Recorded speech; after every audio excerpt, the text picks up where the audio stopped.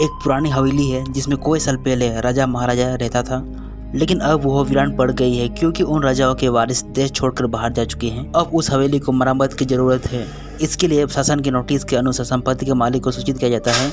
कुछ दिनों में पूर्वी राजाओं के वारिस में से एक लड़की हवेली में अपने बच्चे के साथ दाखिल हो जाती है, जो उस जमाने के राजा की नीति की लड़की थी। उसका नाम उर्मिला था। उसके पति की कार एक्सीडेंट में मौत हो चुकी थी। अब वो विधवा हो चुकी है, लेकिन उसके पास उसका बेटा है जो कि एक 8 वर्ष का है और वो भी अपनी माँ के साथ हवेली आया है। और यह हवेली बहुत बड़ी थी, इसीलिए उसकी साफ सफाई के लिए कोई सारे मजदूर बुलाया गया था, जिन्हें चप्पे चप्पे सफाई करने का ठेका दे दिया गया। किसी को नहीं पता कि हवेली के कोने कोने में कितने खूनी रहस्य छुपी हुई है। उर्मिला के आने के बाद हवेली की हवा रूहानी होने लगती है। ऐसा लग रहा था कि मानो कोई वर्षों से इंतजार कर रहा था इस हवेली के वारिस का। एक रात उर्मिला अपने कमरे में अपने बच्चे के साथ सो रही थी और अचानक उसकी खिड़की में एक पक्षी टकरा कर मर जाता है। यह घटना अपने आप में असामान्य थी।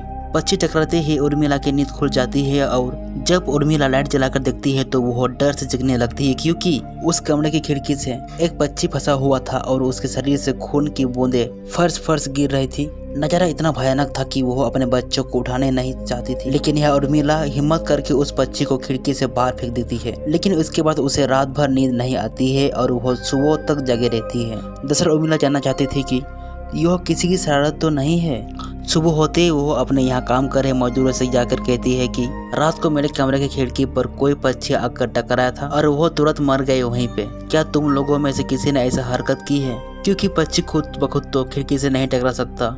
मजदूर कहते हैं, नहीं, हमने तो खिड़की से नीचे किसी पक्षी को मारा हुआ नहीं देखा है। हम तो अभी यहाँ से चले आ रहे हैं और जब सभी जाकर देखते हैं तो वहाँ पर कोई पक्षी नहीं होती है। उर्मिला घबराने लगती है कि यो क्या, यहाँ तो पक्षी होना चाहिए या कम से कम खून की कुछ बूंदें तो दिखनी चाहिए, लेकिन यहाँ पर पक्षी का एक पंख तक नहीं पड़ा हुआ है। उर्मिला सही मजदूर को कहती है कि हवेली में बहुत सी कीमती चीजें और मूर्तियां हैं, संभाल के सफाई करना। मजदूर अपने आप काम करने में लग जाते हैं और उर्मिला अपने बच्चों के साथ कमरे में टीवी देख रही होती है कि अचानक हवेली की छत से एक मजदूर नीचे गिरता है। उर्मिला को अचानक लोगों की आवाज सुनाई देती है। वो भागकर खिड़की से नीचे देखती है तो एक मजदूर की लाश पड़ी होती है। उर्मिला कमरे से नीचे आती है और इसके गिरने का कारण पूछती है और लोगों के जवाब अलग अलग होते हैं। कोई कह रहे होते हैं कि इसने खुद आत्महत्या की है और कोई कह रहा था कि यह गलती से गिरा है। इन सभी मजदूरों के दावे अलग अलग थे, लेकिन उर्मिला को कुछ अनकही बातें सुनाई दे रही थी। उर्मिला के कान में अचानक से एक आहट की आवाज सुनाई देती है और वो आवाज थे, अपने बच्चे को बचा सकती है तो बचा ले। और उर्मिला यह वाक्य सुनती ही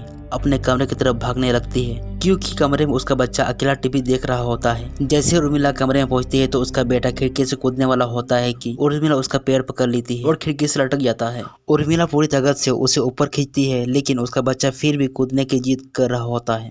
उर्मिला किसी कदर अपने बच्चों को काबू कर लेती है और कमरे के बाहर आ जाती है और वो मजदूर से पूछती है, बताओ क्या है इस हवेली में, क्योंकि ये बच्चे तो ऐसा नहीं कर सकता और अभी यह सब जो हो रहा है कुछ तो अलग ही चल रहा है। तभी एक बूढ़ा मजदूर उर्मिला से कहता है, बेटे, ज्यादा जानना है तो अपने पूर्वजों की कहानी पढ़ो, तभी तुम्हें इस हवेली का इतिहास पता चलेगा। इस हवेली की कहानी की किताब इसी गांव के सरपंच के घरों में रखी होती है, जो कि बहुत साल पहले मर चुके थे, लेकिन अब भी उनके बेटे के पास वो किताब मौजूद थी। उर्मिला सरपंच के घर पहुंचती है और किताब ले लेती है। किताब पढ़ते ही उससे पता चलता है कि इस हवेली में एक नौकर नौकरानी भी थी, जिनके बीच में बहुत सारा प्यार था और वो कई सालों से इस हवेली की सेवा कर रहे थे। लेकिन एक बार रानी की सही गहने चोरी हो गए और उसके शक की नजर में राजा ने नौकरानी को चोरी की सजा दे दी, जिंदा दफना दिया गया। उसके गम में उसके पति ने भी अपनी जान दे दी और उसके 1 महीने बाद ही उस राजा ने अपने ही तलवार अपने ही गले में घुसेड़ कर आत्महत्या कर ली। उसके बाद छोटे मोटे हादसे हवेली में होने लगे, जिस वजह से यह हवेली हमेशा के लिए बंद कर दिया गया। कोई साल के बाद वहाँ कोई आया, जिससे वहाँ रहने वाले आत्माओं को मौका मिल गया फिर से बदला लेने का। और यह किताब पढ़ने के बाद उर्मिला इस रहस्य को जानकर यहाँ से जाना चाहती है, क्योंकि उसे अपने बच्चे की चिंता है। इसीलिए वो रात में ही कार लेकर एयरपोर्ट के लिए निकल जाती है और अचानक रास्ते में उसकी कार का एक्सीडेंट हो जाता है और कार पलटकर उल्टी हो जाती है, लेकिन दोनों को कोई नुकसान नहीं होता। उर्मिला अपने बच्चे को बाहर निकल लेते हैं और सुनसान सड़कों पर भागने लगती है। रास्ते में उसे एक कार आते दिखाई देती है और कार को रोकने के लिए उर्मिला सड़क के बीच खड़े हो जाती है और अपनी मदद के लिए चिल्लाने लगती है। तभी अचानक कार वाला आकर कार का ब्रेक लगा देता है। उर्मिला पास जाकर देखती है तो उसकी हिम्मत बढ़ जाती है, क्योंकि यह एक पुलिस वाला होता है। उर्मिला हड़बड़ाहट में उसे अपने बात कहती है और रोने लगती है। पुलिस ऑफिसर उन्हें अपनी गाड़ी में बैठने को कहती है और रोड में जाने लगते हैं। रास्ते में एक बूढ़े सफर पर आ रहा होता है और इनके कार के सामने आते ही रोड पर गिर जाता है। पुलिस ऑफिसर गाड़ी से उतरकर उस व्यक्ति को देखते हैं। बूढ़ा व्यक्ति बेहोश हो चुका था। पुलिस ऑफिसर उसे गोद में उठाकर अपने गाड़ी के पीछे बैठा देता है, अस्पताल के लिए चलने लगते हैं। और अचानक उस बूढ़े व्यक्ति का हाथ पीछे से पुलिस ऑफिसर की गर्दन तक पहुंच जाता है और पुलिस ऑफिसर छटपटाने लगते हैं और अचानक गाड़ी का ब्रेक लग जाता है। गाड़ी की स्पीड कम होने की वजह से